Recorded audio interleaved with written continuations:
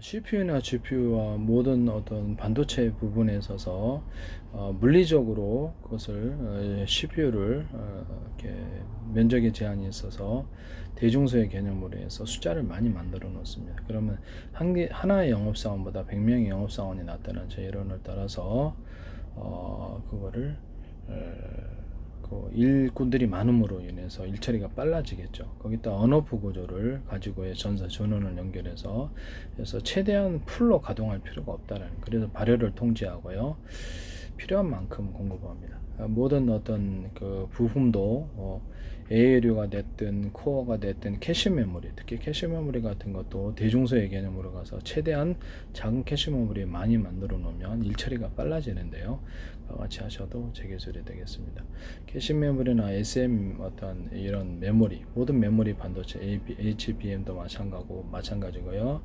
이런 것다가 배터리를 탑재하는 아닙니다. 배터리를 탑재해서 일정 전압을 계속해서 이렇게 저장 장치로 사용할 수 있다라는 거죠. 메모리 반도체 전체, 그다음 모든 어떤 반도체 이 기술을 사용하시면 제 기술이 되겠습니다. 그다음에 어떤 트랜지스터나 캐패시터도 면적 대비해서 대중소로 들어가고요. 그래서 최대한 많이 집적해서 쓰면은 용량이 굉장히 그 성능이 뛰어나게 되리라고 생각합니다. 부분적으로 트랜지스터나 각 대중소로 나눈 각 부품들에게 코어도 ALU도 다 대중소로, 모든 부품 대중소로 나눕니다. 이 개념은 모든 반도체에 사용될 수 있기 때문에 같은 통신칩에도 마찬가지고요. 같이 또 통신칩에도 그렇고 언어프 구조를 가질 수 있습니다. 쓸데없는 발열을 줄이는 이런 상황으로 해서 작동되는 기기의 어떤 숫자를 좀 이렇게 줄여버리면 발열이 통제됩니다. 쓸 때만 딱 전원을 넣어준다는 거죠. 거기다가 전원을 넣을 때 각 부품의 트랜지스터라는 영역에서도 구획별로 나눠갖고 필요하게 거기에 전원을 넣는 부분과 안 넣는 부분으로 구분할 수 있습니다. 그래서 언어프 구조를 가지고요. 그리고 모든 전력을 대중소, 전력의 크기를 틀리게 해서 넣어주는 그런 기술을 넣어줄 수 있고요. 전원을 공급할 때 공급 측면과 또 수용 구조에 있어서 이게 15W다, 30W다, 60W다 있잖아요. 이런 것도 그런 것처럼 공급 측면에서 전기를 통제해주거나 수용 측면 전기를 통제하는 이 기술을 사용할 수 있습니다. 이 기술을 사용하시면 제 기술이 되겠습니다. SRAM이나 모든 메모리 반도체에다가 배터리를 탑재한다. 그렇게 되면 사실상 플래시 메모리화되고 속도는 빨라지는데요. 같이 하시면 제 기술입니다. 메모리 반도체에다가 플래시 메모리를 탑재해 주든가, 또는 어떤 어떻게 HBM 또는 SRAM에다 플래시 메모리를 탑재하는 기술 구조도 제 기술입니다. SSD 하드디스크에도 마찬가지고요. 이렇게 CPU나 GPU도 플래시 메모리를 탑재해도 제 기술입니다. 또는 이렇게 플래시 메모리, 어떤 메모리에다가 티끌만큼의 SRAM을 탑재를 해가지고 이렇게 메모리의 어떤 빠른 휘발성, 계속 데이터를 반복해서 주입해야 되는 이런 기술 구조를 극복한 제품을 만들 수 있는데, 단가 차이도 있고, 그래서 SRAM을 최대한 극소형으로 만들어서 적게 만들어서 해주면은 메모리 반도체 한계를 극복한 제품이 단가도 괜찮고 나올 수 있습니다. 같이 하셔도 제 기술입니다. 메모리 반도체에서 D램 같은 경우에도 그럴 수 있고, HBM도 그렇고 SRAM을 이렇게 붙여준다는 거죠.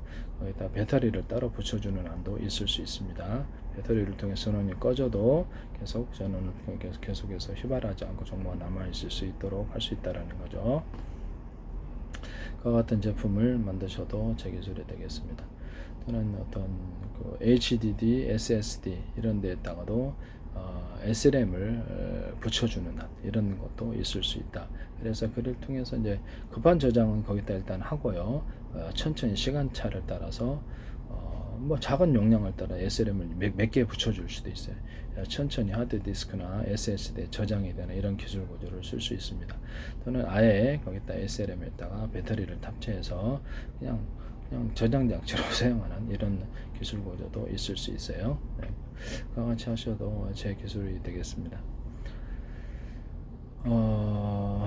그 다음에 어떤 그 플래시 메모리에 있어서 플로팅 게이트를 숫자를 많이 늘려서 현재보다 숫자를 작게 쪼개가지고 늘려주면 일처리 속도가 빨라지는데요.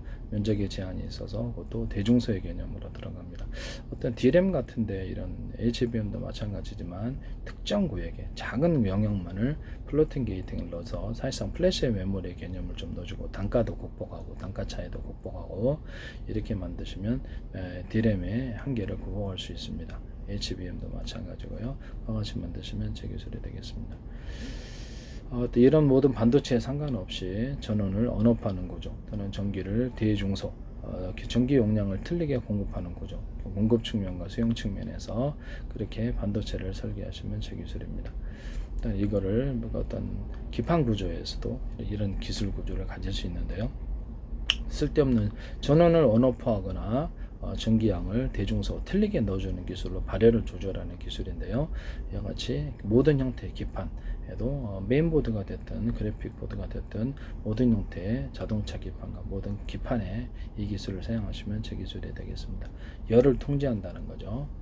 그리고 기판 구조에다가 선풍기 같은 팬을 만들어서 바람을 먼지가 이제 없다라는 가정 안에서 바람을 직접 쐬주면 열을 흩어버리는 구조가 되는데요. 그와 같이 만드시면 제 기술이 되겠습니다. CPU 자체도 우리 현재 있는 쿨링 팬들이 있지만 그것보다 훨씬 강력하게 위에서 불어주면 정말 좋을 것 같은데 옆에서 불어주거나 해서 열을 흩어버린다는 거죠. 그래서 좀 더 보강해서 선풍기처럼 놔준다는 거죠. 제가 해보니까 이게 제일 냉각 방식으로는 제일 좋았어요.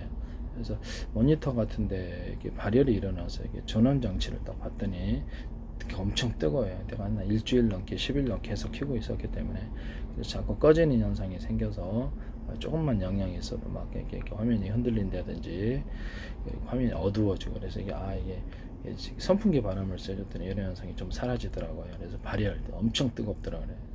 발열을 해결하니까 훨씬 안정적이었습니다. 그래서 데이터 센터에서도 이 기술을 사용할 수 있고요. 직접 이렇게 서버 발열이 일어나는 곳에 선풍기 바람처럼 팬을 통해서 불어주는 기술 구조를 가지시면 제 기술이 되겠습니다.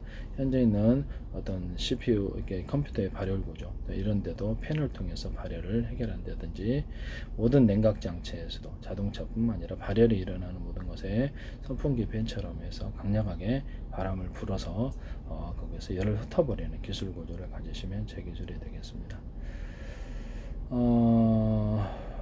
시원하게 식혀준다는 선풍기 바람이 시원하면서 열을 흩어주는 두 가지 기능을 갖고 있기 때문인데요. 냉각 방식은 이게 최고인 것 같습니다. 네. 모든 반도체의 대중소의 개념을 들어간다. 그래서 ALU든 캐시 메모리든 코어든 모든 반도체 트랜지스터든 카패시터든 통신 칩이든 대중소의 개념으로 들어간다. 그래서 그것을 언오프 구조를 전원을 언오프 구조를 가서 발열을 통제하고 항상 풀가동할 필요는 없으니까요.